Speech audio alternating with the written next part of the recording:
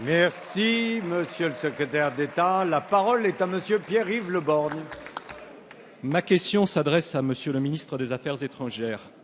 Il y aura 25 ans dans quelques jours, le 9 novembre 1989, tombait le mur de Berlin et avec lui le rideau de fer qui avait maintenu des décennies durant des millions de femmes et d'hommes à l'écart du monde libre.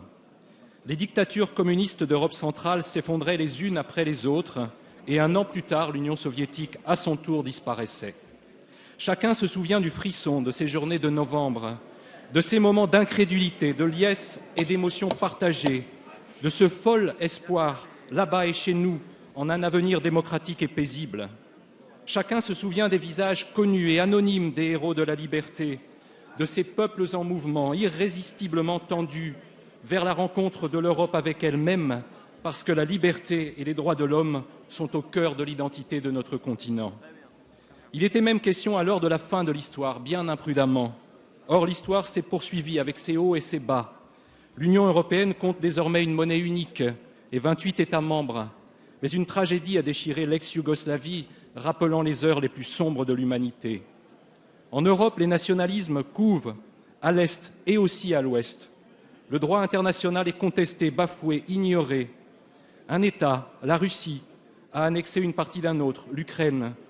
En Russie, en Azerbaïdjan, en Turquie, en Hongrie, la société civile, le dos au mur, se bat pour son existence. Et à nos frontières, l'intolérance, le fanatisme, le terrorisme et la guerre menacent comme jamais.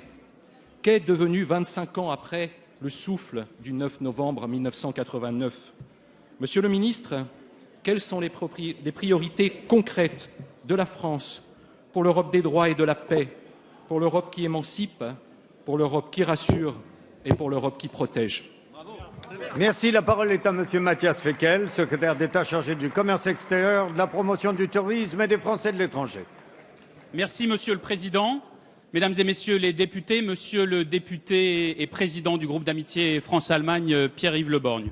Je vous prie d'abord d'excuser le ministre des Affaires étrangères et du Développement international et le secrétaire d'État aux Affaires européennes. Vous l'avez dit, il y a 25 ans, tombait le mur de Berlin et avec lui, le rideau de fer qui divisa le monde. À la demande du Premier ministre, je représenterai dimanche à Berlin le gouvernement lors des cérémonies. Le 9 novembre 1989, à Berlin, j'y étais. Comme vous, sur tous les bancs de cet hémicycle, je n'oublierai jamais ces journées de joie et de liberté enfin retrouvées. Et nous n'oublierons jamais non plus les victimes du mur abattues en voulant fuir la dictature. Vous avez évoqué l'esprit de ces journées, mais aussi la situation actuelle, la crise, les populismes au cœur même de l'Europe. 25 ans après, la France est plus que jamais attachée à l'esprit européen. Aucun esprit ne peut relever seul les défis du XXIe siècle. Les recettes du monde d'hier ne sont pas une boussole pour le monde qui vient. C'est tout le sens de notre combat pour l'Europe de l'emploi, de la croissance, de l'investissement, au cœur de l'action du président et du gouvernement. C'est la politique de défense et de sécurité pour faire face aux menaces, aux portes de l'Union et ailleurs dans le monde.